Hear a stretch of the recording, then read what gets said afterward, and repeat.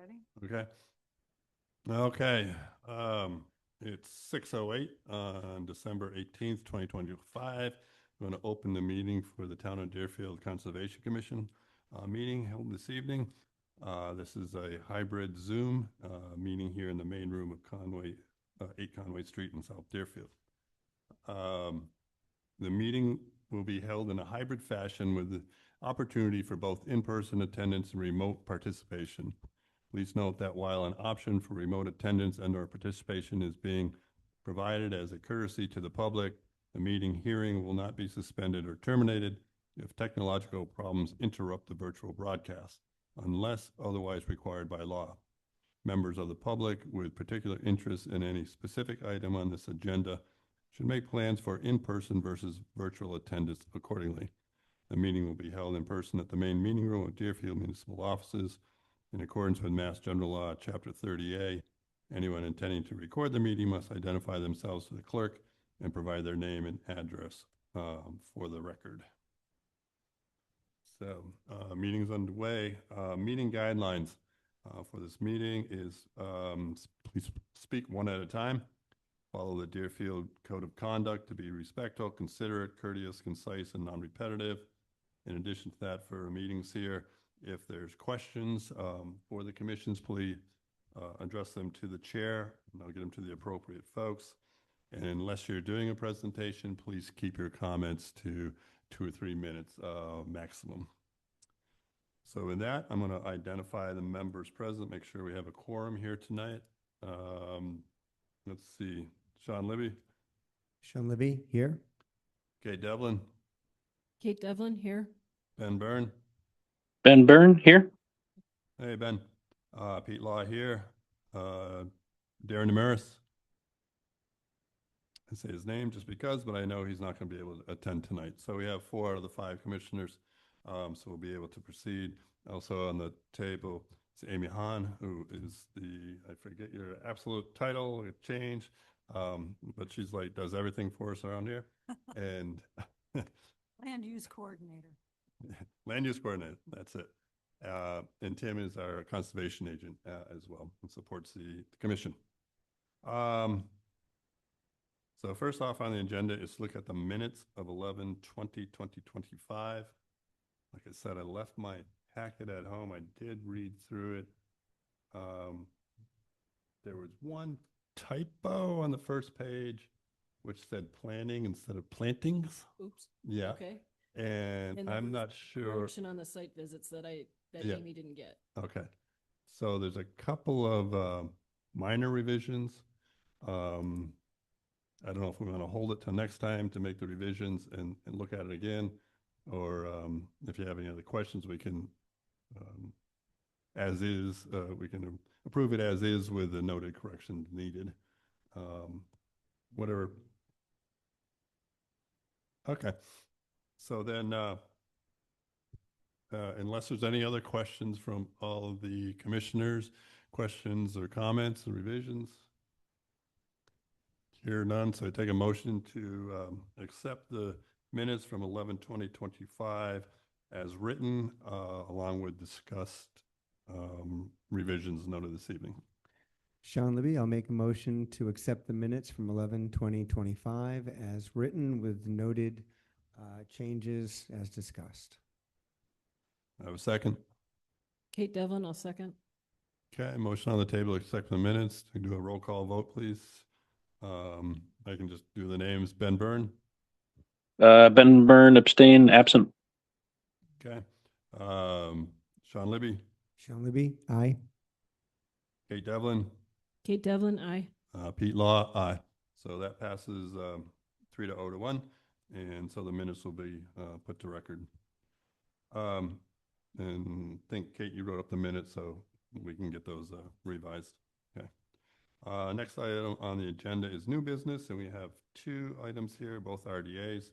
The first RDA that we want to discuss is listed as Zero River Road. Consider the request for determination of applicability filed by Zach Ventrella to see if the work depicted on submitted plans for Zero River Road property identified in the assessor's records as map 82 lot 2 is subject to the Wetlands Protection Act.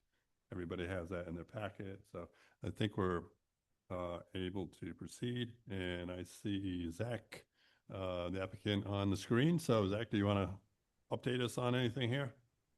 Yeah, I could just kind of give you some background on the project if that would help.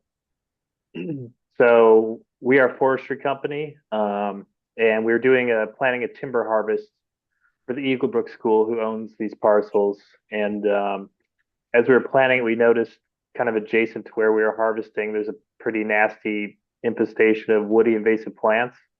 So kind of doing our due diligence and ecological responsibility, we'd like to go in there and treat that. Yeah, so if you see the map, it's kind of the banded light blue area there. And yeah, we kind of there's varying degrees of density, but it would be mostly going in there with like backpack sprayers and doing a foliar spray on a lot of barberry. That's kind of the main culprit, bittersweet. And I think I provided with that the herbicides that we'd be using. And there are a few little streams that kind of run through the property. We wouldn't be spraying in the water. We wouldn't be spraying over the water.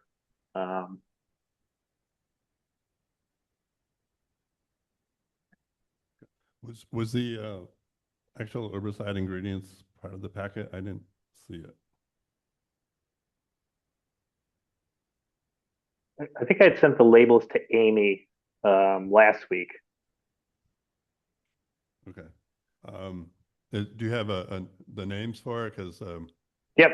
one part of the commission here is a forester for DCR, and it may be very familiar to Sean with what you're saying. So Cool. Yep. One of them is Aquamaster, so it's like a wetland approved glyphosate product, and then a lot of times we'll mix it in with Triclopyr, like Vaseline or something like that, which is also wetland approved. And usually the way we approach it is we do foliar spraying on things that are shorter than 6 feet or so, and then we'll go and do some stump cutting of larger woody species too, and we just kind of paint the stumps. That's most of our approach. Okay. Just to let the commission know, I did do a site visit with Zach on the 12th of this month. We did walk around through some of the areas, and it you can correct me, Zach, but it seemed like a lot of the areas were kind of isolated growth, like individual bushes, Yep. small growths of areas. Yep, patchy. Yeah, that could be treated pretty easily. So we got the makeup of the herbicide. Times of the treatment, I think you listed it in your RDA, but it's going to be through the winter and maybe in the summer. And is it a one-time treatment only for each location, or? There would be a follow-up, kind of depending on, we'd probably look at it after and assess, like, do we wait a year or two and come back and kind of treat what comes back? Because a lot of times in those thicker areas, you'll definitely have some new stuff resprout. Okay. So it could be upwards of 2 treatments. And is there any removal of the dead material, the plants afterwards, or? Nope, usually just leave it. Yeah. Okay. Tends to go away after a few winters. Yeah. And this will all be done by Massachusetts wetlands licensed applicators. Yep. Either done by licensed applicators or supervised. So everybody will be. And I did not provide my license, but I can provide it to the commission too. I'm sorry, you didn't provide us with what? I don't think I put on the application my license number or anything like that, but I can provide it to you. Okay. That would be good.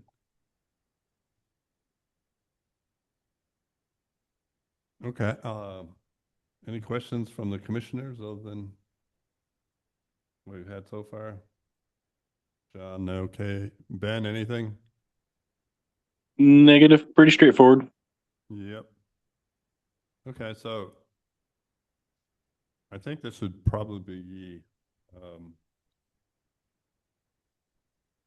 we can vote to approve the RDA as submitted, and that would be a Form 2 was going to say a -2, but I think it's a Form 2 -3 because the condition might be upon receipt of the license numbers that we don't have yet.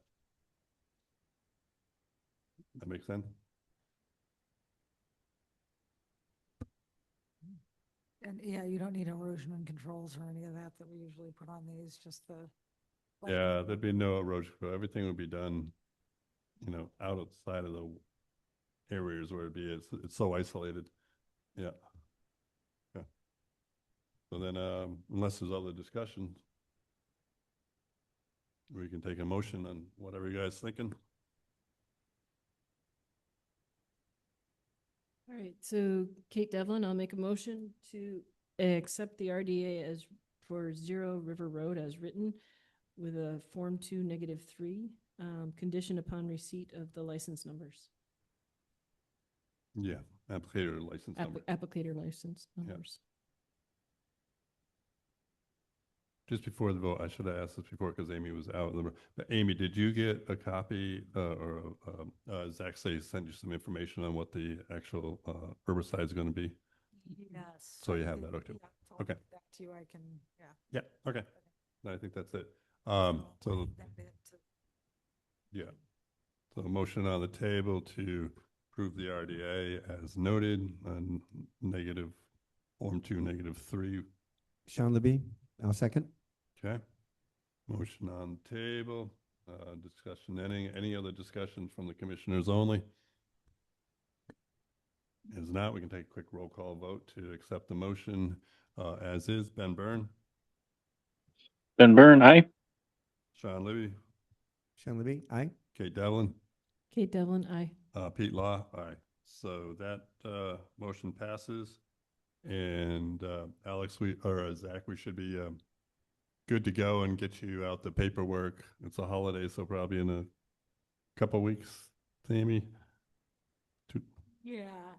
Yeah. Yeah, I should be able to get to this pretty quickly. Yeah.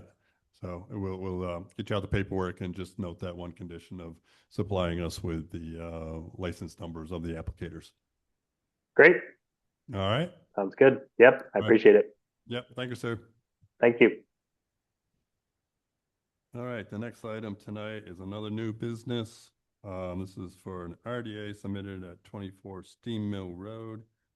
It's request for determination of applicability filed by Christopher Mason to see if the work depicted on the submitted plans for 24 Steam Mill Road, property identified in the assessor's record as map 79, lot 23, is subject to the Wetlands Protection Act. And just making sure I read through this.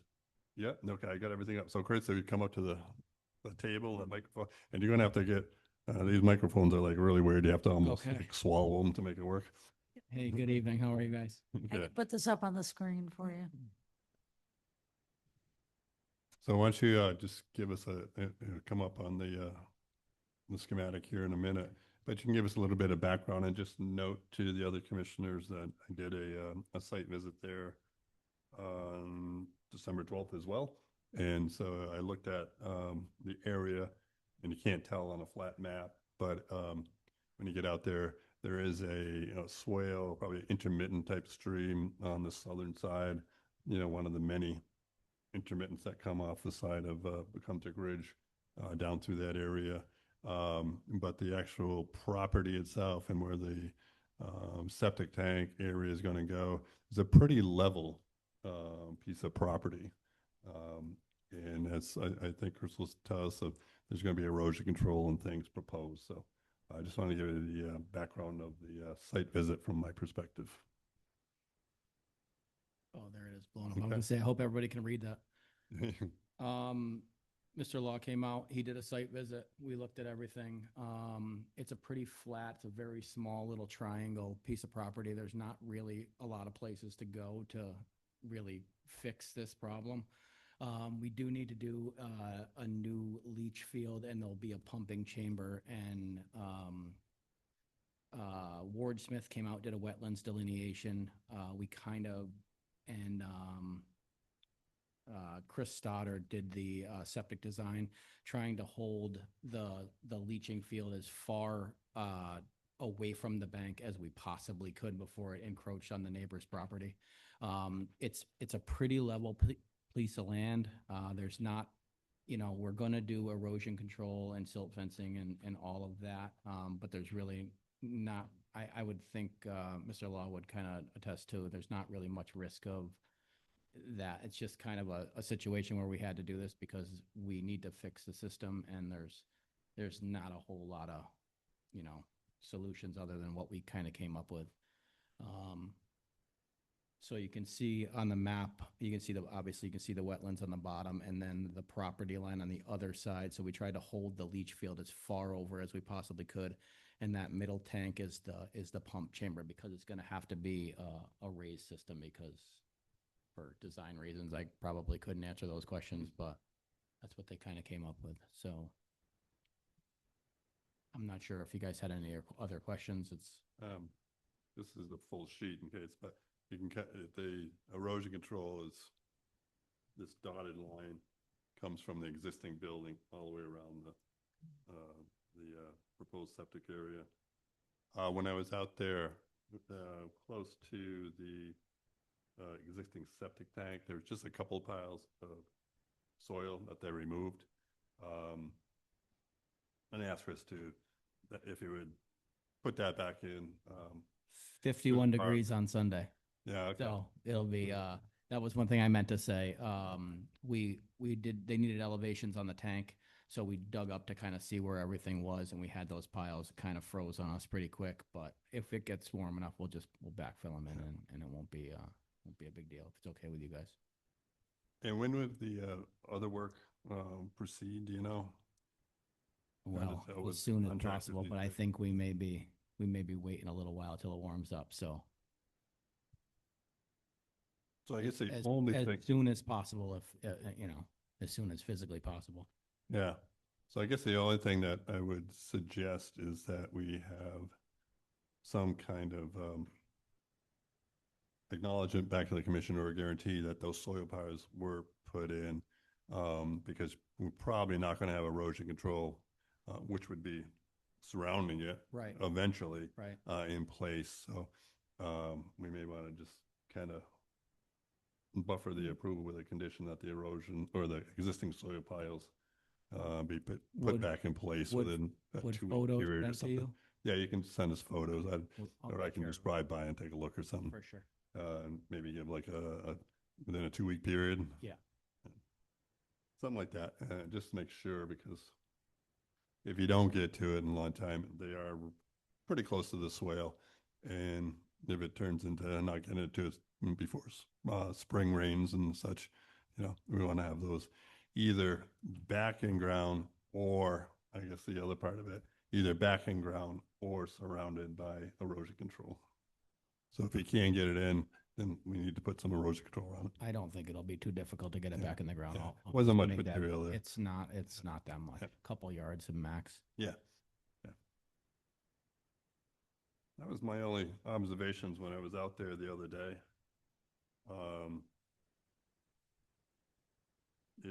It's outside the 50-foot, within 100-foot, but that's the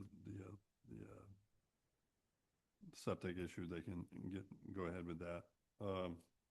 Anything else?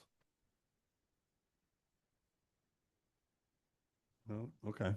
Ben, do you have any questions? Negative, sir. All righty. Well, then unless, Chris, you have anything else you want to address, then we could ask commissioners to think about if they want to make a motion to, what do you want to do, what kind of motion you want with this, and then we can go ahead with the vote.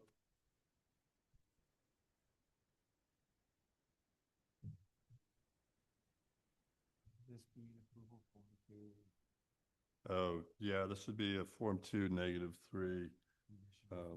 The conditions with that is that they have to, you'll get information from us on exactly how we want you to do the erosion controls when you get to that part. So that would be one of the conditions, and it'll be multiple pages because the conditions go on and on. But mostly it's just how to put in the erosion control.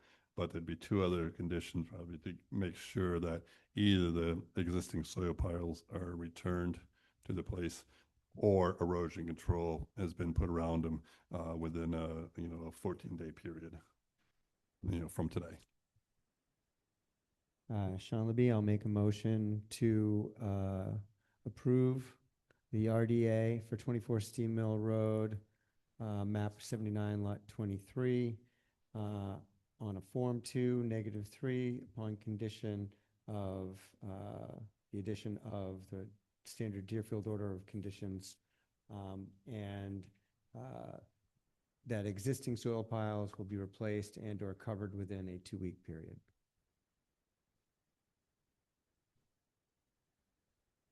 Okay. Kate Devlin, I'll second the motion. All right. Keep everybody going up here tonight. Thought I was going to be one nodding off tonight. Okay. Have a motion on the table. Any more discussion from the commissioners? Otherwise, I'll take a roll call vote to accept the motion as presented. Seeing none, hearing none. For the vote, Sean, start here. Sean Libby, Sean Libby, aye. Kate Devlin, Kate Devlin, aye. Ben Byrne, Ben Byrne, aye. Pete Law, aye. So that motion passes 4-0. And like we told Zach a few minutes ago, with the holidays, it'll probably be a couple of weeks, but we'll get the paperwork out to you. And just if you could send in the photos, that'd be fine. Or like I said, if you don't mind me driving by and just taking a look from the road. No, feel free to stop in whenever you want. Okay. I'll send the pictures over. It'll be done by the end of the weekend, so. Good, good. Good. Yeah, thank you so much. Good luck with it. Thank you very much for your time. Yeah. All right, so should we suspend the meeting or how do you do that? Well, if you want to do, you have that form, not like you want to do your other business while we wait, I can print out the meeting packet. So I won't be able to bind it though, because that office is locked. So I don't know how much I have a lot of material for GES here. okay. So let's, Got to sign in. yeah, do you want to look at that? You have to sign in? Oh, No, that's don't worry about it. We're good. Good to see you. Thank you. Do you want to look at that Form 9 and take a vote on it? I can get that. Yeah, up on the let's screen. go through additional things on the agenda because we still have a half an hour. To kill. So we're going to jump ahead to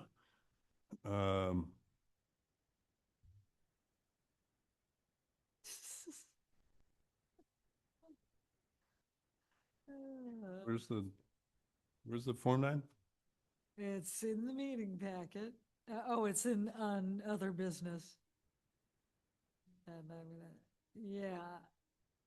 And so we talked about this at last meeting. We just didn't have the completed form. You basically agreed on, and so it was just a matter of people wanted to, we wanted to see the completed Okay. form with the conditions before we, That was 89 Whately Road, right? Yeah. Okay, I don't have it on my agenda, oh, on the one that you gave me. 9, other business, first thing on other business.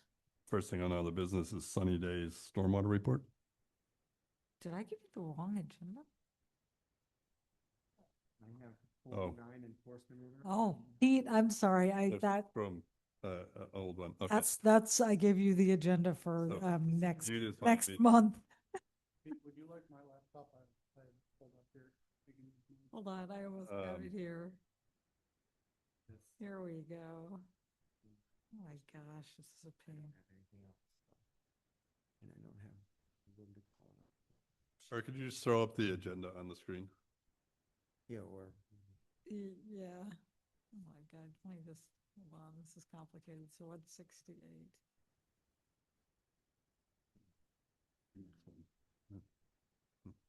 Yeah, so here's, yeah, so there we are, the Form 9. Okay, so, yeah, both Tim and I are out there at 89 Whately Road. We discussed the Form 9 enforcement order last month. Thought we ratified it, but what do we have to do tonight, Amy, to You just need to Got it. vote to ratify it. just need a vote to ratify? Okay, we'll need a vote to ratify. Does anybody have any questions on the enforcement order at 89 Whately Road? It's right here.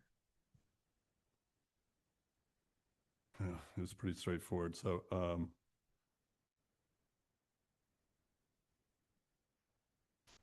I'd take a motion to ratify the Form 9 as written. Kate Devlin, I'll make a motion to ratify the form as written. Sean Libby, second. Okay, any other questions? This is on 89 Whately Road. Comments?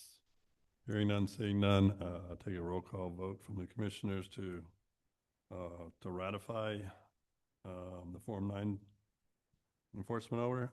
Sean Libby, Sean Libby, aye. Kate Devlin, Kate Devlin, aye. Ben Byrne, Ben Byrne, aye. Pete Law, aye. Okay. So, going back to agenda. So next item on the agenda is anticipated RCOCs for 281 Greenfield Road. I put that in, they have not yet been submitted, but I know they are going to be for next month, and these are two very old NOIs that were never closed out, and they are now selling the property and need to get their Form 8B in order to have that cleared for sale. So we will be receiving those RCOCs, I believe, for the January 1st meeting, and I was able to dig up the old NOIs.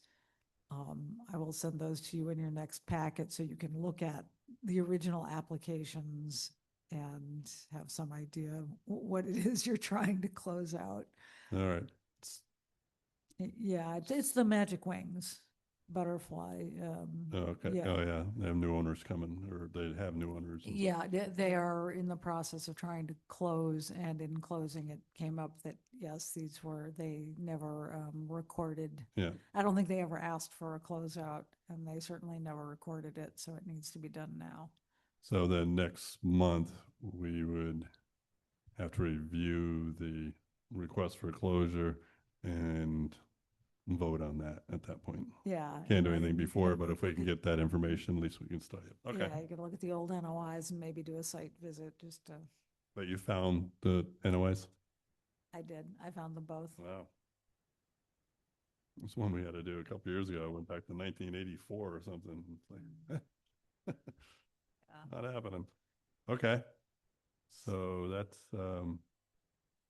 what else was on the other business? So you have this steps to establishing a conservation fund that I believe I put in the package, I hope. Yes. Good. So let's go down there. Here we go. Yeah, so this was prepared by Julie Caswell. As you know, they've submitted a CPC application. Yeah, and I sat in on the meeting for a little bit last night for CPC. It came up in kind of like a quick fashion, and somebody said, any issues with it? And no, we're all good. And that was about it. So that's when I left the meeting. Anybody else? We've gone through it a number of times, and they're just trying to get the application in to see if we can get in line for that funding. They did have questions. I wish I brought it with me, but they did have some questions on, who controls it. Does the Conservation Commission? And yes, we do. It's money that we had, but anything like that has to be approved, if you will, by the select board members, so they can't, fund it. But so they would give the Open Space Committee or others could give us recommendations. But the Conservation Commission, from my understanding, has the say in the final approval, if you will. Yeah, and that's particularly the point of the conservation fund in itself. So money that is under the control of the CPC would have to go to town vote, and you could lose an opportunity to protect conservation land in our case through a sale going by within that whatever 6-month period. So It's a This- time thing then. this is time- a town will vote ahead of time to say, yes, you can, Yeah. and we'll secure the money, but it'll be under the comms control to allocate, is my understanding. Yeah, and I believe, Sean, this to set aside the fund has to go through town meeting? Yeah, to even establish it. Okay. It seemed pretty straightforward. The advantage of this is that we can start setting aside funds now, and it'll take time to accrue anything meaningful. But it allows us to do things.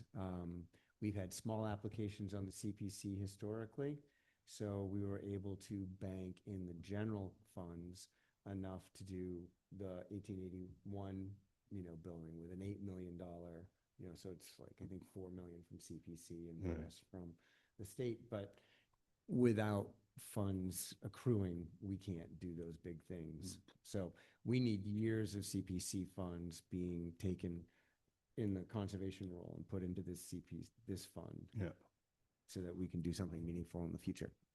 yeah. $100,000 doesn't go that far these days, huh? Okay. Was that other business that cover everything, Amy? Do you want to talk about site visits? And I don't know if we have any public comment. We have a, The 2 site visits I mentioned, and I can look at my calendar, it tells me what I did. I think it was fairly quiet.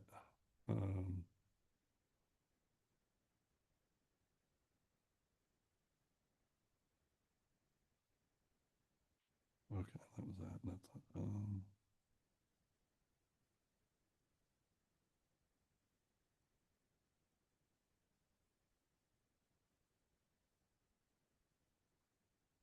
looks like it was just the 2 on the 12th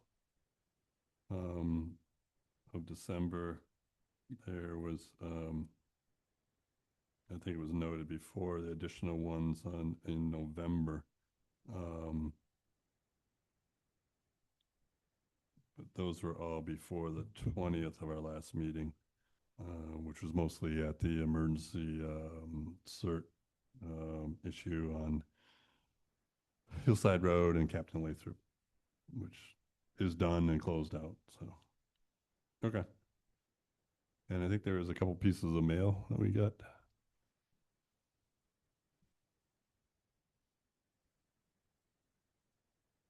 hey, Carlos.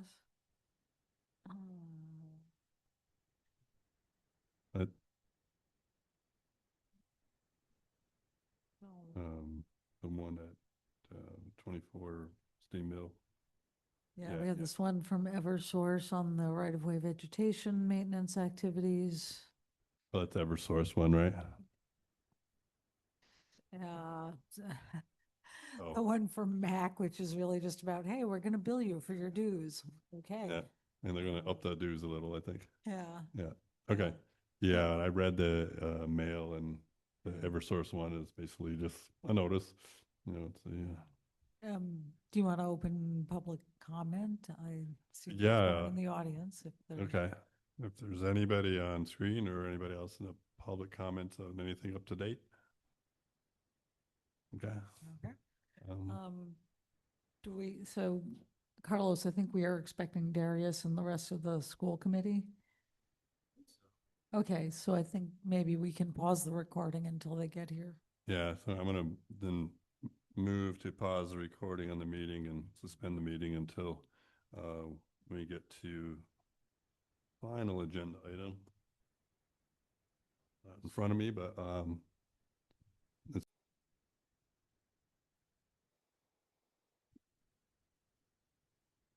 Okay, we are resuming the meeting.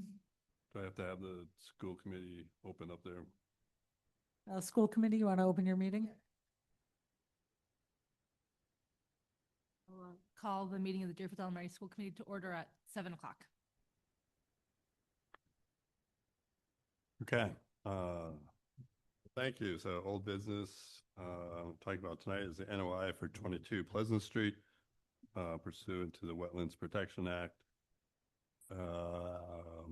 Considering a notice of intent filed by Darius Modesto for installation of new playground surface and equipment at DES on property at 21 Pleasant Street, identified in the assessor's record as map 159 lot 27. The hearing is being reopened this evening to allow the commission to consider newly available information submitted to the commission after the close of the hearing on November 20, 2025.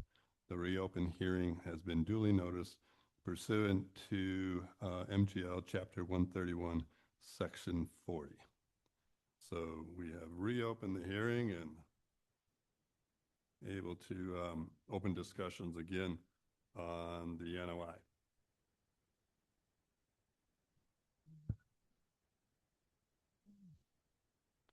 So we did receive information from the Berkshire Design Group via a memorandum by email, December 2nd, 2025. That described reason was rubber surface clarification. And there was additional emails in here. And I believe we can hear from the applicant here in a moment.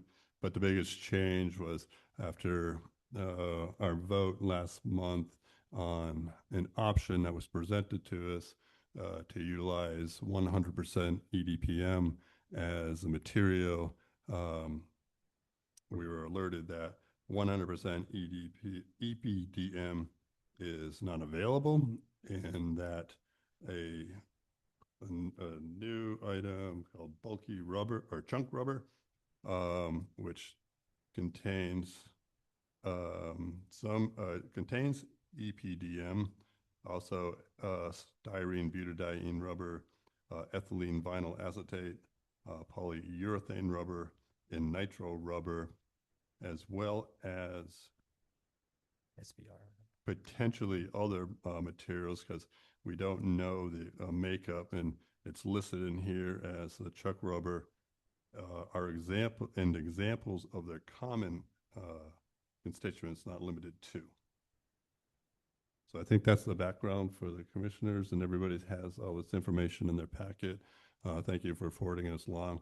Over time, we've had some time to study these additional compounds, research, and we shared that research with Berkshire Design Group and the applicant, because this is a lot more chemical compositions that we had to take a look at. Yep. So I appreciate the, being able to reopen the hearing, and if you want to present your findings and tell us where we're at, then I think I want to go through kind of where we sit with the options for tonight, so we can decide just how we want to proceed. But Carlos, if you want to. Yep. give Well, some- good evening, Carlos Nieto from the Berkshire Design Group. Yeah, I mean, the memo basically came about because, yes, we were offered an EPDM rubber from the not a manufacturer, but a distributor. And their specifications say EPDM, but I was a little dubious because I kept asking questions for them to give us a final kind of report or something that said that it was full EPDM, so that we could comply with the condition that we were going to be looking at for the NOI. And eventually they came back and said, well, yes, it includes EPDM, but it might include other recycled rubbers, which at that point, I felt like I needed to be transparent with the board that, this is the product that they kind of told me before, but now this is what they're telling me now. That's the information they gave me. And what the difference between this product and the other products that they sell is that instead of being a post-consumer tire product, complete tire, recycled tire, is that this chunky rubber does include pre-consumer recycled rubbers that includes EPDM, but might include all these other types of rubber. They purchase from a manufacturer that it's called American Recycling something Inc. And they produce this chunky rubber and these rubber products, but they can't guarantee that it just has EPDM rubber because they use all these other rubbers in their mix. And at that point, first of all, I was very disappointed with that news because I thought we had the product that the board would agree upon, and immediately just started looking actually for other distributors in the U.S. that's not even in the Northeast, and ended up basically calling people from South in Alabama, people in the Midwest, and basically they all said that they couldn't find a full EPDM rubber, that this is kind of the only other product that exists that's not just the recycled rubber for the base material for the rubber surface. The top surface is still EPDM rubber. So I think I received the documents, both the document in regards to the reports about the other types of rubber, and also I was sent the stormwater manual handbook, which is something that we're very aware of and we use all the time in our office, especially our civil engineers. So I just wanted to bring up that even though we have this issue that the rubber is not the full EPDM rubber, I just wanted to state again that we did change the way that the drainage worked under the playground. It still is 3 inches higher than being at the bottom, which provides enough area. As our engineer, we submitted a letter last time, which has all the calculations that shows how by bringing that pipe higher and allowing, and also looking at the soil composition, which turned out to be very good for infiltration, that would allow for the infiltration of what's called a 2-year storm, which I know the board is very familiar with these terms. And within that letter that we put together also, it explains that that satisfies or goes over the requirements from DEP for removal of 80% TSS removal and other requirements that are in the stormwater manual. The way that we calculated that was, because this was a question last time, it was that it's looking at the infiltration trench as the BMP, which is part of the stormwater handbook on page 94. And that if we went also with the newer regulations that some towns have adopted, which is the EPA, US EPA based standards, those show that in this same condition of infiltration for the, we would be removing 99% to 100% of TSS. And in addition to that, also phosphorus and zinc, which is one of the components of some of these rubbers that were in question before. So we thought that this improvement that definitely did help on how to manage some of the any leaching elements that could come out of the rubber, because we would be able to infiltrate it, and that the rate of infiltration, we will be infiltrating 96% of all storms by doing the 2-year storm, and that would be good, and that would be an improvement, and that should be good BMP, so that we can then be able to get approved and install the rubber surface. So we still have that same, everything else is the same. It's just that the fact that the rubber turned out to not just be full EPDM, it definitely has other types of rubber included there. And I want to be completely transparent with the board and not just, just, we wanted to make sure that you knew that that was not, it's not what we thought it was. Do you have, you list 5 different types of rubbers, although the manufacturer says it's typically found. And these are examples of, do you have any information from them on the product that you'd use here, what that actual product composition will be and the percentages of each of these? If the percentages is, 99% EPDM and 2% all the rest of them, it's different than if it's 1% EPDM and a whole mixture of something that we're not telling you what's in there. Yeah, and to be honest, no, they can't provide me that. Basically, they're telling me that it could be any of these, or it might be all EPDM, or it might be part of it. It depends on what products they're recycling at the moment. Or it could be something outside of these 5. They said that it would be from those 5 because those are the products they that said they include examples of the rubber types. Yeah. And that these are typically found in work. Okay. That's what they said. The I mean, manufacturer's is not going to give you, I wish they could give me much more information, but they did not give me any more than that. The only other things that they gave us was basically the SBR and EPDM information, which we already had before. So and as you probably saw in the emails, I don't know if the tone read through, but I was not pleased by the fact that they had not told us that from the beginning.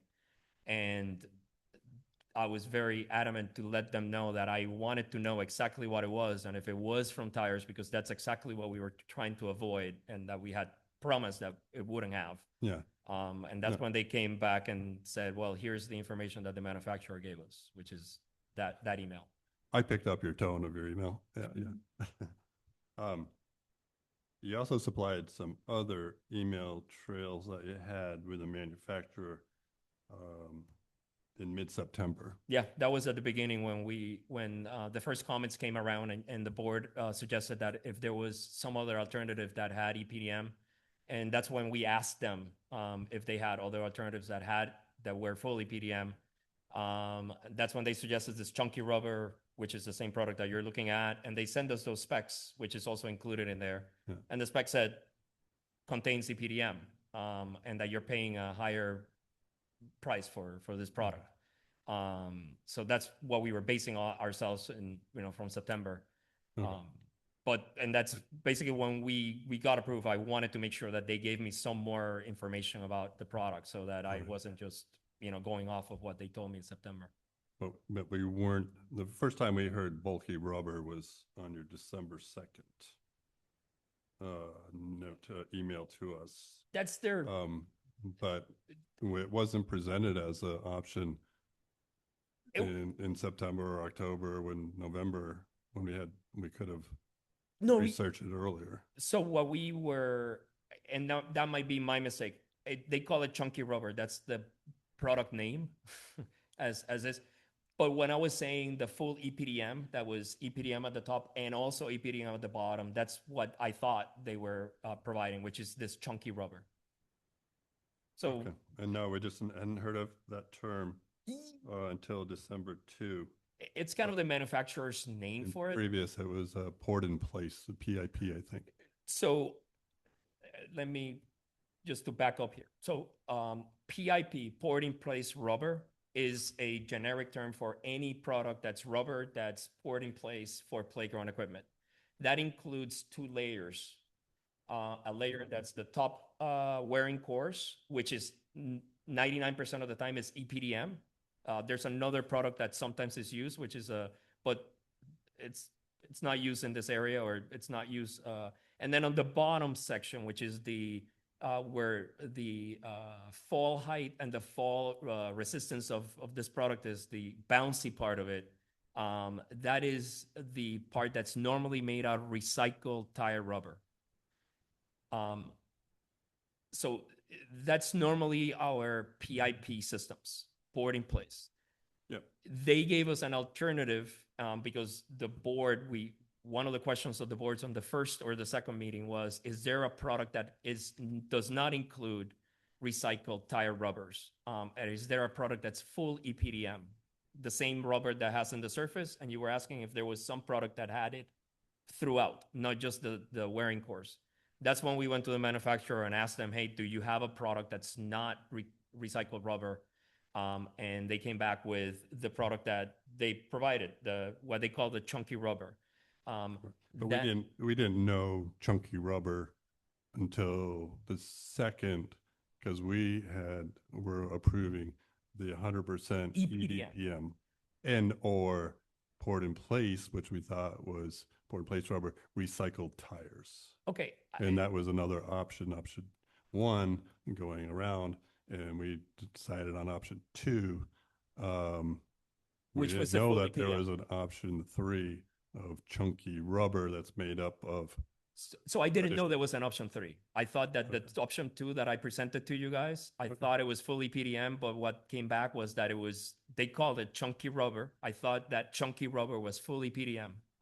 The specifications that I included there, they call it chunky rubber because that's the name that they give it, they Okay. give it to it. I can't But- speak for the committee. Yeah. I'm pretty up on chemical names and such, and I didn't put PIP in place with just straightforward EPDM, and then saw chunky rubber as another one.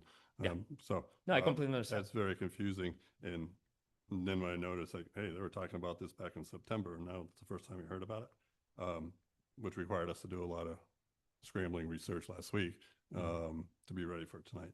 If we knew about it earlier, we might have been able to. Well, I wish I would have known Yeah. earlier too, because Okay. then I wouldn't have presented it as fully Yeah. PDM. Okay. Great.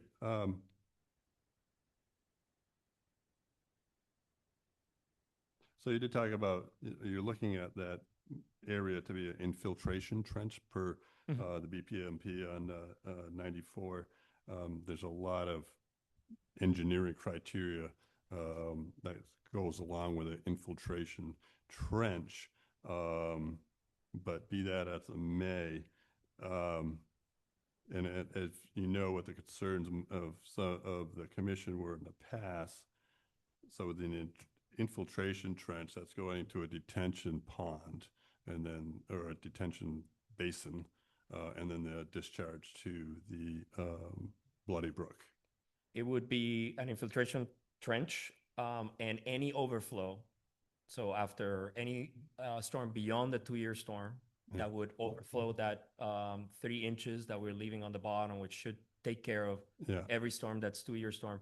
Any overflow would go to the neighbor, Yeah. that detention pond that's right next to Right. the playground, and eventually would make Which it into is- the Bloody Brook. Which is, you noted very, very early on that they would be considered as a wetland. So Yes. you can't put a BMP in a wetland. So we're not putting it in the Right. wetland. So it's already here. And we're going after that, after the BMP, we're putting it on a level of the spreader, which is one of the other items in the stormwater handbook that goes Yeah, after. Right, and after the point of discharge. Yep.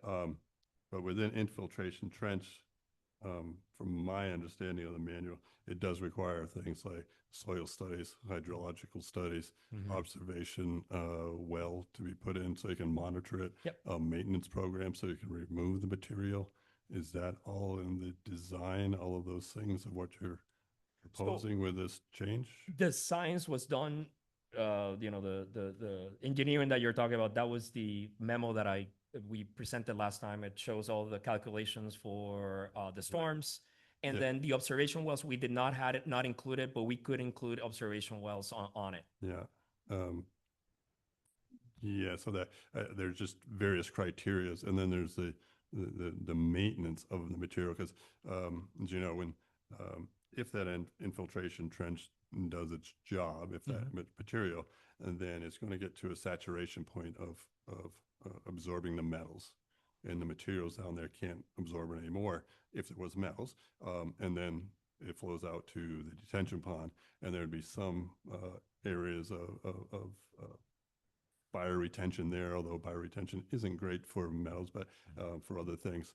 So what would be the maintenance then of the material underneath that? So Because they do require quite an ongoing maintenance program. in general, in this case, we're not going to have a lot of TSS because we're Yeah. looking at an area that's not paved. Yeah. We're not driving cars and it's not getting sanded or anything like that. It's the playground. So a lot of that maintenance deals with that because it clogs also some of those, the stone. You want to be able to make sure that it moves through. So we don't expect it to need maintenance in the way that you would do for one that was used for a parking lot, for example. Yeah. Again, obviously we cannot just be digging this stuff out in a Sure. very short amount of time because we'll be destroying You could the rubber actually that's on top. Destroy the absolute purpose. You got it. Okay. So It's just part of the requirement of the BMP, of the stormwater management. So we'd have to bypass, overlook that requirement, if you would, being able to do that. and part of the purpose of that requirement in general is because it's dealing with a lot of TSS generally, which does clog Right. those types of. But if structures. we're trying to define this as an infiltration trench, which it did, then it comes into the requirements. The other aspect of that would there be room in your studies to do, and we've put a couple of rain gardens in the front of the school building. I think they've been pretty successful there. But a rain garden type of bioretention area in line there, would there be room to do that? Or a settling pond or anything in that nature, another detention basin before it gets to the detention basin? Because we can't do anything further with the basin. From what I understand, you can't put any BMPs into an existing wetlands. You got it. But would there be room for even a rain garden for discharge to alleviate some of the concerns that some may have here of discharge? So we have very limited room Yeah. between the sidewalk, let me bring up the plan. No, I think we've all been out there. We understand. I just throw out questions to have you consider it. And We thought about, but the reality is that there's very limited room to have, and also it's the area where you're gonna have basically, kids going back and forth Yeah. next to the playground. Right. So I think practical in the maintenance of it, it's not gonna Okay. be the, so it's more down to what is being put in there. yeah. It's going to be treated as a infiltration trench. We put that in quotes because it doesn't meet all the requirements, and there's nothing further that could be implemented in between to No, attenuate anything that might happen, N- just in case it does. Again, what we Yeah. do have is just the level lip spreader to make sure that we don't have a point source discharge that's Yeah. concentrated, so we can spread it. The other thing is that detention basin was designed, we don't have the records Yeah. of how it was designed, so we really don't want to change the hydrology Right. or change that in Yeah. there.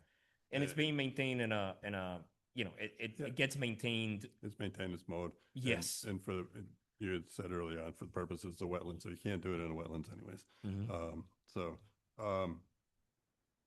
Yeah. those are some of my quick questions, and if you have some more, but there may be other questions, but You can share your screen if you want. yeah. I mean, yeah, and it's my, you wanted to.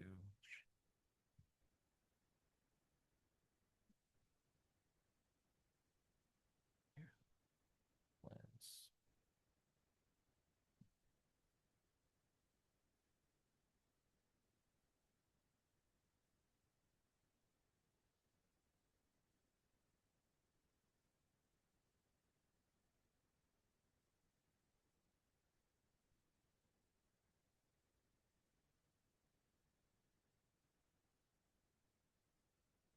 Yeah, good. While Carlos is looking, good.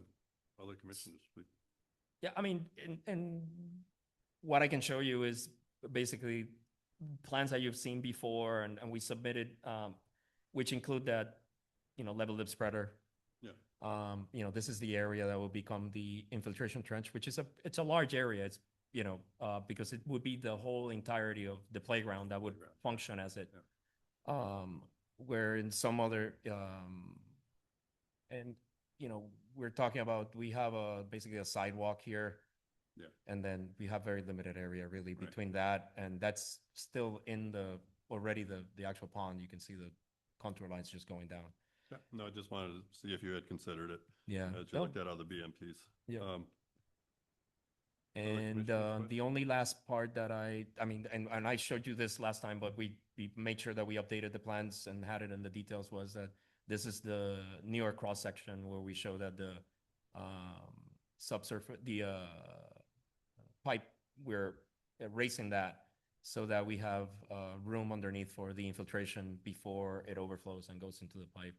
And again, like the report that my engineer put together, it would take care of the 2-year storm, which is again 96% of the number of storms that happen in this area. So it would take most of the rainfall that happens in here, and not just the rainfall, but the water that comes from the roof, because all that basically comes through and ends up in the playground.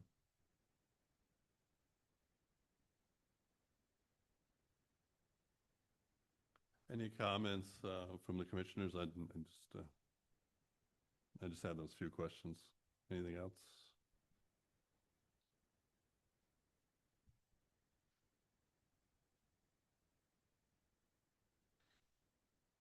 So I think kind of just to outline it, and then Ben, are you okay? Ben Byrne is on on Zoom, another commissioner. Any questions, Ben? And I know you haven't been present for a lot of these. so you Not may working. No, I don't have any questions for that. Yeah, okay. So I guess where we're at then, we had a lot of the new information was brought, we had to reopen up the hearing. So we can look at an amended NOI as an option. These proposed changes make it acceptable if the proposals are acceptable to us and deemed minor and won't significantly cause increased impacts. The applicant can send a request with a new plans narrative to amend to NOI. And then what we'd have to do, we'd have to you'd have to continue the hearing until we, with the consent of the applicant, to wait for the new plans and vote on the amended narrative parts. So that's one thing if we decide that the changes just require amended NOI. Okay. Other thing that the commission can do, and that would be an approval, but just a continuation with the approval in a way, but a continuation with amended NOI. The other one would be a denial. If we can't agree on the changes that would satisfy the commission, we're going to have to rescind the previous approval and then vote again. And the commission can deny based on not meeting performance standards and or the information submitted is not sufficient to describe the site, the work, or the effect of the work on the interest identified in the WPA. Or buffer zone impacts, which I don't think are applicable. So I think that's kind of where we're at this point, because we don't seem to be able to add any additional BMP type of thing. And so we would have basically what he submitted, what we approved and submitted last week, with the change from 100% EDPM to whatever the mixture is of the materials. Now bulky rubber. I get the term wrong. I have just a sure. question. Yeah. Question. I mean, again, the manufacturer is telling me that or the distributor is telling me that this is an alternative, that it's better, quote unquote, because it's not post-consumer tire rubber. We could do post-consumer tire rubber if that is better for you, because you have more details on what that means rather than what they provided, because I couldn't get more details than saying all these types of different rubbers. So I would love to do the chunky rubber because it seems like it's better than the recycled tire rubber, but I would do either. Don't think there's any disagreement with that, but recycled tires carry with it a lot of additional metals, additional pH issues, 6-PD quinone, a number of issues that come from tires. So looking at the pre-consumable is probably better, but it would be up to the commission to vote to say if you want to go back to that option or not. Good. So those would kind of what we're looking at, though. Either amended, what we have in that process would be, we would amend it and would require an amended NOI with a new material and so forth. That would be approving on that, but it would take another month to get that through, or we'd have to deny the NOI as presented because of the findings, and that would either be the performance standards or the lack of information. And we've gone over lack of information a bit. We can summarize a little bit, but lack of groundwater soil studies, lack of specific information on the materials, so forth and so on.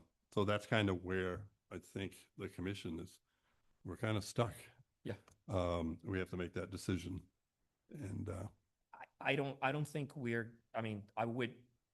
been basically going back and forth with those guys, the distributors, to see if they got more information, and basically that you saw the number of emails that I've been sending back and forth, and that's all I've gotten from them.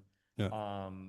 And I would just state that the pre-consumable rubber is much better than recycled tires. And we looked at these various families or specific compounds and families. And there's a couple of them that may have a concern, some of them don't, that we could find. And 2 or 3 of them haven't been studied. Yeah. So it's, you're using a product that may be okay and not have any issues. But we'd have to decide as a commission, so. So my only question would be is, because we haven't, on the other items, we haven't really changed anything since last time. Last Yeah. time we met and we had raised already the 3 inches up, so we could be considered as an infiltration trench. We gave you the information from the engineering, what it showed that we could infiltrate. The only change right now is the type of rubber. The materials, yeah. Okay. I would like the question is, are you thinking that you will be voting on that? Because we will be okay with you voting on that with that information, or the amendment is the part that I don't understand very well. The amendment means that I would. We'd have to submit, I don't think we've seen your full new plans that would describe, engineered plans, stamp plans that would describe the bundled rubber and the material versus what was submitted in the first NOI, which was the poured in place recycled tires. Yeah. So that would be on the. That would be the amendment. The amendment to the NOI document, which the document references back, I think the one was submitted in June, references back to PIP. Recycled tires. So That was the. that's why we couldn't. Yeah. Had to reopen it because we decided on the EPGM, but then we started to look at the order conditions, and then you sent us the new information. So we can't condition it off of that because it's all different. No, keeps changing. So I mean, I think if the board could vote tonight, that would be great. Then we could just move forward. So I guess that's where my question is that what's the difference between voting an amendment and voting conditions? Because both require you to come back with a new thing. So my only concern is that when you do a new NOI, is that basically you were putting forward with the conditions discussed, or are you having a new hearing and vote after that work is done? No, it would be. Does that make sense? I think it makes sense. And Amy can correct me on the parliamentary side of it. But if the proposals that you brought to us tonight, the proposed changes, if we feel they're minor or insignificant, vote based on what we approved last time, then we would say that approval holds. Okay. But we still need the NOI revised to reflect that. Yes. The approval would still Got it. hold with the new material. Got it. If the commission thinks that, no, can't approve it, denied, and then we'd have to go through the thing, you have to start over, and that starting over would be new NOI, appeal it to DEP, and all that kind of, process. So I think hopefully that's cleared everybody that, go ahead, Amy, Yeah, because. Just going to say, so it, from what I was looking up, the amendment would be you would send in a request to amend, you would request of the Concom to amend the NOI, you would send a revised narrative Okay. and the plans and the revised plans. Okay. We would continue the hearing. If that's what you would like to do, we would continue this hearing to next month, and then they can vote on the amended submission. That would be January 17th? January 22nd. Oh, 22nd, okay. Yeah. And so that's pretty much a continuation. We just, it would take another month, but it would have to be amended on the NOI with new narrative and description of that. Okay. And then we'd have to keep the hearing going to then and vote on it at that point. Okay. But we could, I think, a vote to continue the hearing without another vote tonight. So we could continue the hearing based on that, if that's what the commission wants to do. Otherwise, any of the commissioners can basically make a move to rescind the vote that we did because of all the information changes. Okay. And then if I hear a motion that and it passes, then it starts over. So it really depends on kind of the motions. Those are the kind of the two tracks. Yep. That I see. And, like, again, like I said, the materials, although there's a lot of unknowns, composition, what might or may not be in there, what the percentages are. It's still a lot better than recycled tires. Yeah. Thank you. Yeah, no, it is, yeah, I mean, for us, it's no problem. The plans are done, so Yeah. they're done. I mean, it would be signing and stamping them. I guess that's what you were looking for, so that we could submit them as an amendment to the original permit. And then I would basically change the narrative from PIP. Yeah, I don't, someplace here in the paperwork, I have the original The original NOI, narrative. but Yep. there's a narrative in the NOI. You would change it from. And we PIP. change it from PIP to this new The product. Chunky and, rubber and describe it. and yeah. describe it as best as we can from the information that they gave us. Yep. Yep. So that would be the amendment part of it, but Yeah, that would not, entail a vote this evening No, if you continue, you're not if we decide to voting. continue. You would be voting, then on the next meeting, you would be voting on the amended Yeah. NOI. Okay. But for the commissioners, until we get to that point, we can take a motion to rescind our private approval. If the private will approve it, I need that private approval to make the next step that we just talked about. Got it. But if they make a motion to rescind it and that passes, and then we can't do it. I mean, if it's up to us, it feels like we would go with the amendment, then we would put together the documents for the next hearing. Oh, and- sure. and that makes sense. It's more time, but Yeah. that's kind of why I brought up the question. Okay, we didn't hear about it. You knew about it in September, and now Yep. we're doing this again in December. If we had this earlier, we might have been able to, Oh, yeah, no, get this done I a while ago. Yeah, I know. I wish I also had it, because the information that they had given me was exactly what I gave you, the specs and everything else. And it just said EPDM. It didn't say anything else until I pushed them. Yeah. I want to go to commission discussion. There's a lot of information here, but first, any in the public, the school committee want pop in again? If not, commissioners, just thoughts on.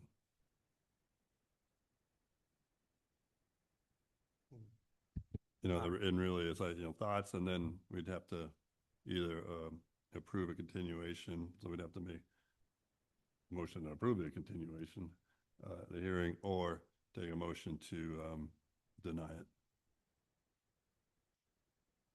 Yeah, I will make some comments. Or we can move to close the hearing and decide whether this is an amendment that we I would. don't think I If- can close the hearing without rescinding the last approval. Okay, Well, sure. I wouldn't, if we are asking if they're Yeah. going to be submitting an amended, that's new information, so we wouldn't want to. That's not what I'm Okay. asking. I'm We can close the asking, hearing without additional. we can. That would be just what we We have. could vote on whether we're accepting this as a minor amendment. We can have the discussed change. Essentially, why can't we move next month's vote to tonight based on knowing the revisions that will be coming in? The actual NOI document the narrative has to be updated. Sure. We approve things based on conditions routinely. That's why I'm wondering if we decide that this amendment from virgin EPDM to chunk rubber is not a significant change to the application and therefore doesn't impact our approval from the prior meeting, then we can move forward. Can't we vote that could we possibly vote that this is a minor change to the application and we do not feel it affects our approval? That's one option. I just want to make sure all our options Yeah. are discussed. Yeah. Because I think that's an it's option as kind of- I'm Yeah, I mean, it's kind of in the weeds, because I do think you pretty much have the information. It hasn't Right. been made formally, but you have the information that Carlos would be giving you, you know what. So. But does the DEP require the NOI to be revised? Yeah. I think that's really Could I ask a question? up to Yeah. you. So at the last meeting, my understanding is you voted approval on the condition that we updated the NOI and provided the other information, the other The plans. information, the plans and whatnot. So wouldn't Sean be correct on that by saying again, if you agree with the changes in front of you, that part of the conditions would be, again, to update the NOI, which we have not yet provided you because we're before you again. And so. That was my question I just asked Amy, was like, It's the same thing? yeah, does DEP I think need so. that? I think it's up to you. I think if you can, if somebody wants to make a motion that they think this is a minor revision, you Yeah. have the information you need, someone can make a motion to approve if they so desire, and that can be voted on. One thing I want to avoid is getting through all this and then getting the Or- documents sent to DEP, and then they say, yeah, nope, you didn't follow what we needed, but I think we can do it. I mean, almost in a way, you have voted, well, Yeah. yeah, I would, We just voted on a different thing. yeah, yeah, I would say, yeah, you could take, yes, you could. Yeah, what we voted on last time were the conditions that we talked about last time, not anything that was added after that. And so the change to chunk rubber was added after that, and that's new information. So it wasn't previously discussed or voted on. So it technically wouldn't be part of that. I wouldn't say it was part of it, but Yeah. I'm saying you could do a vote that would be, both things would be include the NOI moving forward. Yeah. Giving the timeline, though, just from our perspective, we're not taking this thing out to bid before the end of January. So either way, if it has to come back, I guess our concern is that it comes back and is declined based on the fact that you have the information before you tonight. So, and so to take a vote to move it forward, instead of taking a vote to deny it tonight, I would ask the commission to, move the first vote forward so that you know how people feel on the subject, and that if you understand, so. Yeah, I don't think, prolong it, because you're not sure. getting any more information. from it. I'd You're say the just getting procedural side, I think it's, we have approved the NOI, and then it was switched. The information was switched. So we need a revised narrative for the NOI. But can that be order conditioned, as Sean and Darius have outlined, which, I think, I mean, I think if people are in agreement, I think, yes, you could certainly do that. and one of the standing order conditions would be the project can't proceed until the commission accepts the, amended NOI as discussed. So you can't do any work until Obviously. we tell you anyways. So I'm not sure if it changes anything. But it's a good thought. But Kate, you had your thought on Sean's approach?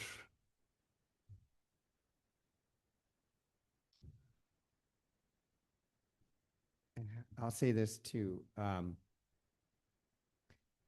If we decide that this is a major amendment and we need to revote on this,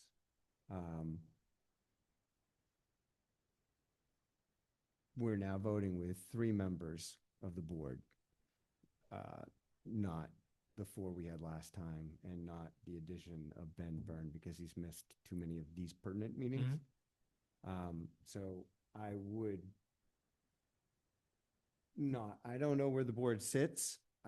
I will say where I sit personally. And that is, this is a very tricky situation, being in jurisdiction, having nowhere to move to, virgin material, EPDM, EDPM, versus chunk rubber. I feel like we're replacing a broken rubber system with a new rubber system, and that's an improvement. Replacing the degraded rubber with something that will have a longer lifespan moving forward than what is there currently, as well as the benefit of providing an ADA compliant playground. So I would be considering the change from virgin material to chunk rubber a minor amendment to the application, and it would not change my vote. And we'll get to the vote, but it's still back to the question, does that mean we can just do it on order of conditions, or do I have to continue the hearing, waiting for the revised NOI to approve? Don't think I think we have the information. Yeah, that that's what I'm we- thinking now too. We have the information that we need, and I think And- you can, And we just discussed, we To can accept add conditions that Mhm. nothing can be done until the commission finds the updated NOI to meet, I don't want to say acceptable, but to meet the discussions that we've had this evening. But, yeah, okay. Can I just add, so switching from virgin EDPM to chunk rubber potentially loads more toxins into the environment, which would then go into a detention pond, or would leach out, and then, some would go over. I understand the Infiltration. just yeah. the infiltration of that. So I think it is a bigger change. I don't agree with Sean on that. And yeah, my opinion hasn't changed.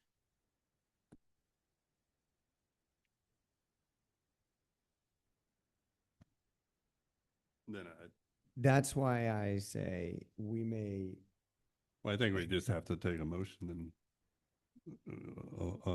one of us can make a motion on which way or the other, and then it can be voted on. 'Cause otherwise, I think we're just, we have the information, we know what's there. We're just getting to a stalemate, so.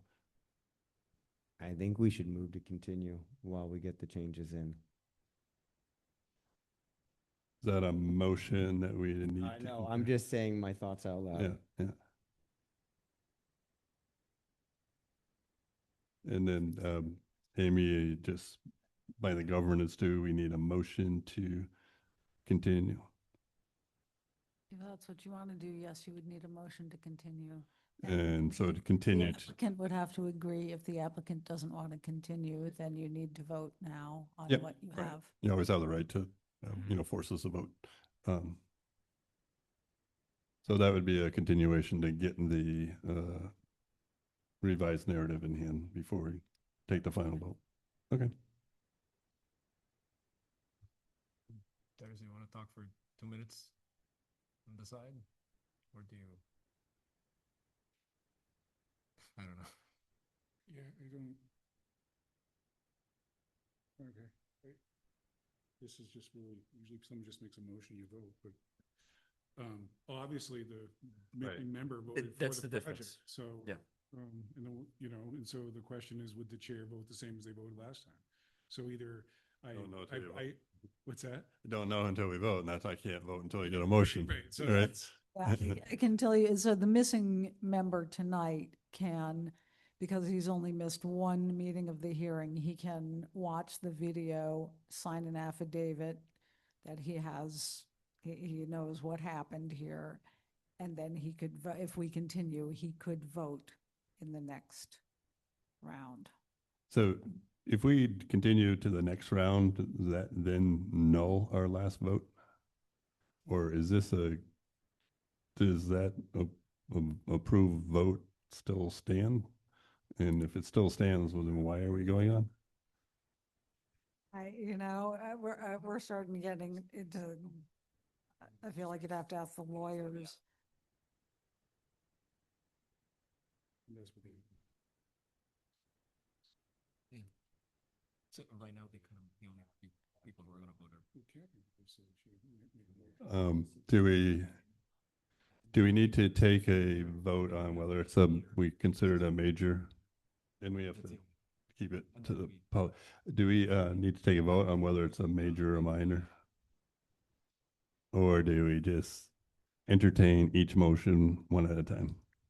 Just entertain each motion one at a time. I think if you are going to continue with the amended, the time to vote, whether it's minor or major is when it comes in.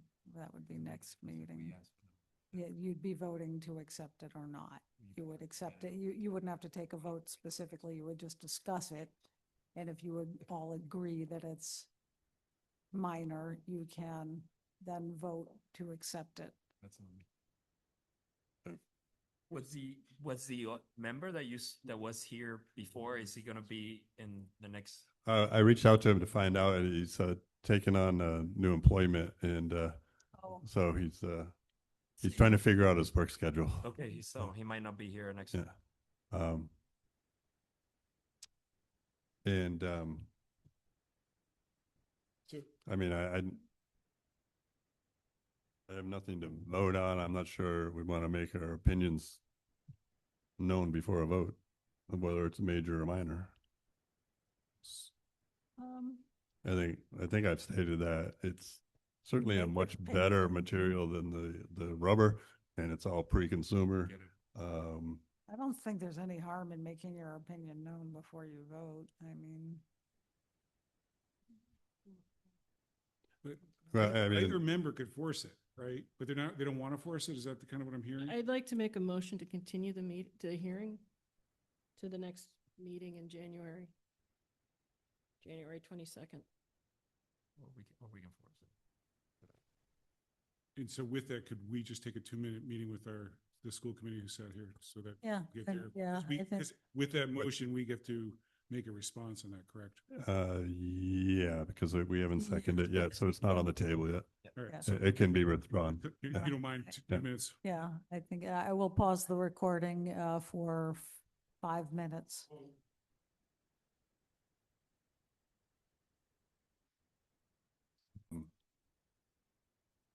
Okay, So then I would guess I would, if it's a continuation, to request an order denial of the consent of the applicant. I'm sorry, say that again? We can continue with the consent of the applicant. Yes. So, So the applicant would like you to take action this evening. okay, so then, I would, um, you're not, you don't want, you're not agreeing to continue. Correct. Okay, so that's off the table. so that's off the table. So you, yeah, well, yeah, you want to close the hearing and then, your options are to leave the motion you made last month standing. You can rescind that motion and then vote again based on what you have in front of you. And those are your options. Okay, then, so we're gonna have to, from what I understand it, correct me, if I get off here, but, I would have to take hear a move that the commission rescind its vote of November 2025 to approve the, notice of intent 142-0249 submitted by Frontier Regional School. I would say close the hearing first if we're not getting any new information. I'm gonna Okay, close the hearing and then. okay, I vote. thought I had it in the right thing. Okay, so close the hearing, that has to be a roll call vote to close the hearing, or? Close the hearing, have Yeah. any deliberations you want about your options, and then, Okay. Do we have to vote on closure, though? Yep. Yep. Okay. So make a motion to close the hearing this evening at 7:55. Take a roll call vote to, or I need a second on that motion. I'll second the motion to close the hearing. Okay, take a roll call vote to, Ben can vote on this, right? Sure. Yeah, because he's been Yeah. listening. Ben Byrne, Ben Byrne, aye. John Libby, Sean Libby, aye. Kay Devlin, Kate Devlin, aye. Pete Law, aye. So that vote is rescinded.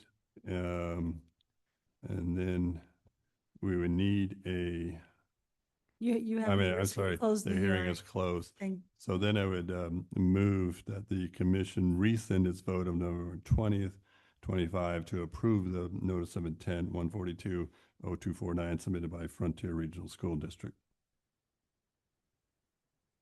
Sean Libby, I'll second. And a motion on the table. Any other comments from the commissioners? Seeing none, hearing none. Roll call vote to approve the motion. Ben Byrne, I don't think Ben can vote on this because he was not part of that decision. or he could abstain, but Okay. Yeah, I'll abstain for absence. yeah. Sean Libby, Sean Libby, aye.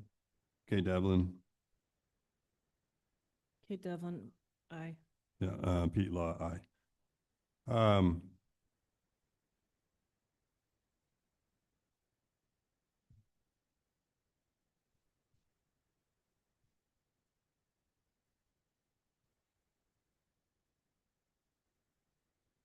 But then we can move, we don't have to deny it. We can take a motion to You can take a motion to accept approve the with what you, NOI with the new information. yes. Okay, so we don't have to go through the rationale for denial. We just had to take it off. I had to rescind that because it didn't want to continue. So I had to rescind that vote so that we can move ahead with a new vote. So then I would take whatever motion might be out there to follow through. And I think the considerations are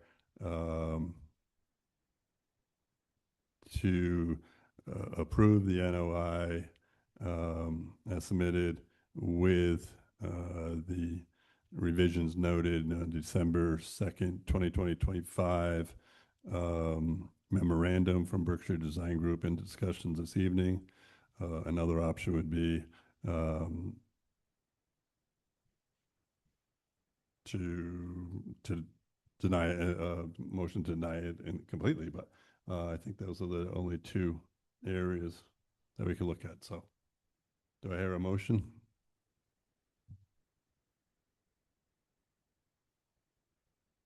Sean Libby, I'll make a motion to approve the notice of intent number 142-0249 submitted by Frontier Regional School as submitted with the revisions of the December 2nd memorandum to be added.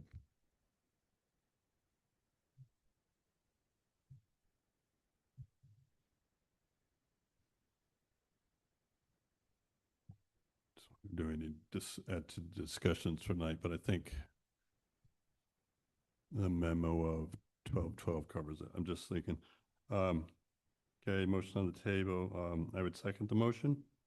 So the motion, there's a motion in place. Any other comments, discussion from the commissioners? If not, we'll take a roll call vote on the motion, which is to accept the NOI with the revisions noted in the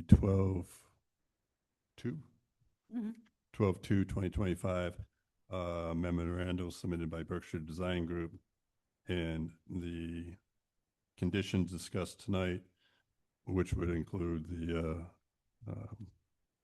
updated narrative or the updated revised NOI and so forth, as standard orders of conditions.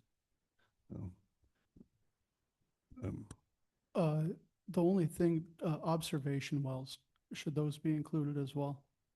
Yeah, we discussed those tonight, so I think we're voting now on approving the NOI with that, and that would be part of the conditions, you know, as we're gonna have to work out.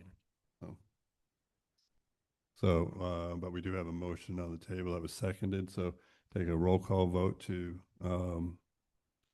take a look at that motion. Ben Byrne? Ben Byrne can't vote. Ben Byrne, aye. No, I think you're gonna have to abstain, Ben. Oh, for that one. Okay. Abstain. Yeah, thank you. John Libby, Sean Libby, aye. Kate Devlin, Kate Devlin, no. Pete Law, aye. The motion passes 2 to 1 to 1. And we did have the quorum for that.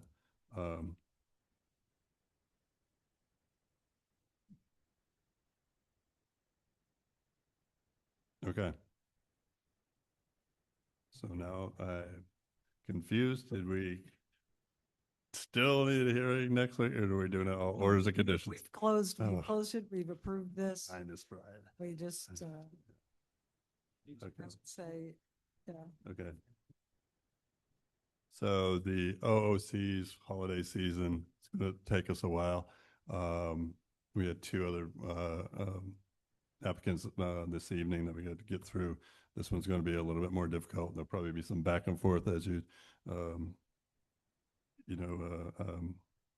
said you would help us out with rewriting that with Tim, so we can get this so it's in, because it'll be based on the commission will not an approval, but have to accept the order. You'll have to accept the order of conditions, and we'll write them up of what they are, and then you have to accept that before any work starts. Yeah. No, And the conditions are the conditions. the conditions are the conditions, yeah, of what they are. And you'll say there's a lot of them, from the erosion control to, pre-construction meetings to different meetings to all the things we talked about, the observation wells,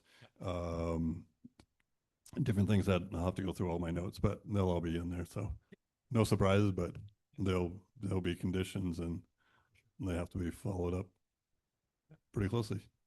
Great. I think we got this one done.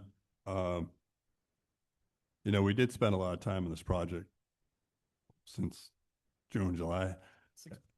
Yeah. Months at this point. Yeah. And there was a lot of going back and forth, and just in my own personal thought, a lot of the info wasn't submitted at all that we requested, or wasn't submitted on a timely basis.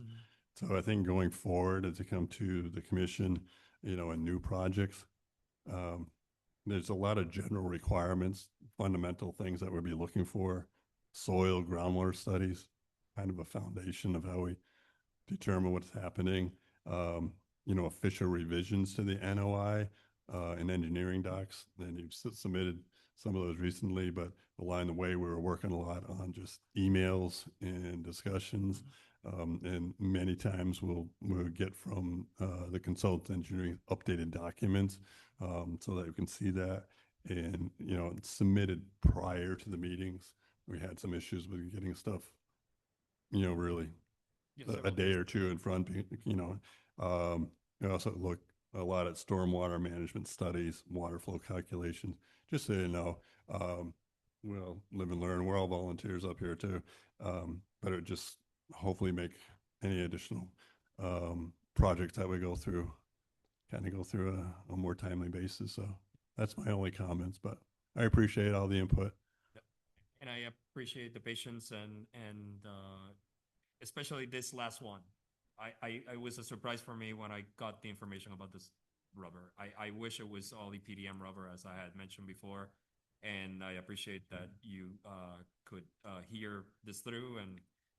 And I again, I wanted to be completely transparent that it got me by surprise, and I wanted to make sure that the board knew that I would not just move forward and see what happened. I think that's not the right way to do things. So Well, I wanted to make sure that you Greatly appreciated, but when you had got our order conditions, it would have said 100% this, and we went out there, and it would have been someone else, and I would have had to shut down the job. Exactly. Put an enforcement action in place, get into the fines, It doesn't all work. that stuff. It doesn't work. Just- So much better this way. You saw it in the emails. That's what I was telling the distributors. Like, hey, I'm trying to finish this order of Yeah. conditions, and I need the information. Yeah. But It's too bad, though, just another general comment, that you only have a couple manufacturers to go to, because There's not many people. they who do seem to this. be running around the bush a lot. Yep. Okay. Anyways, thank you very much. Thank you. Thank you. Good holidays, everybody. Oh, thank you. Do you guys have to close out your meeting? You have to close out your? Yeah, okay, good. We covered everything else on the agenda. I believe we have. Okay. Any other information that we didn't know about 24 hours ago that anybody wants to discuss?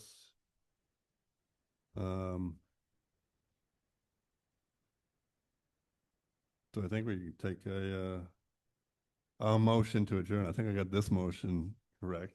I'll second. Okay. Motion on the table to adjourn. Quick roll call. Sean Libby, Aye. Ben Byrne, doing different. Ben Byrne, aye. Kate Devlin, Kate Devlin, aye. Pete Law, aye. We're adjourned.